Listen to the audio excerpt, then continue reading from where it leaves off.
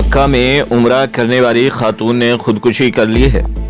مکہ المکرمہ عمرہ پر آئی سوڈانی خاتون نے ہوٹل کی عمارت سے کود کر زندگی کا خاتمہ کر لیا ہے۔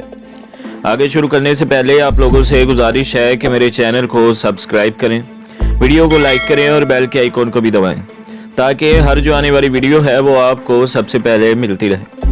تفصیلات کے مطابق عمرہ زائرین نے پیر کی صبح مکہ کے علاقے الجرول میں واقع ہوٹل کی دوسری منزل سے چھلانگ لگا کر خودکشی کر لی۔ ہوٹل نے فوری طور پر واقعے سے متعلق پولیس کو آگاہ کیا تو ریسکیو ٹیمیں اور مقامی پولیس پہنچ گئی۔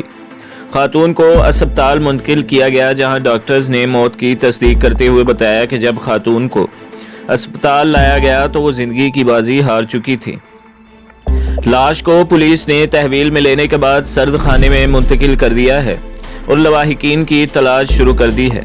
خاتون کے ڈیٹا سے لواحقین کو تلاش کر کے آگاہ کیا جائے گا اور ضابطے کی کارروائی کے بعد میت کو ورثاء کے حوالے کیا جائے گا۔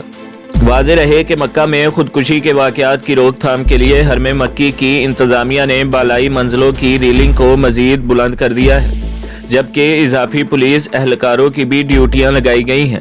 تو دوستو اور بھائیو، ہمارے چینل کو سبسکرائب کیجئے، ویڈیو کو لائک کیجئے اور بیل کے آئیکن کو بھی دبا دیجئے تاکہ ہر جو آنے والی ویڈیو ہے وہ آپ کو سب سے پہلے ملتی رہے۔ حکومت کی جانب سے فیصلہ کیا گیا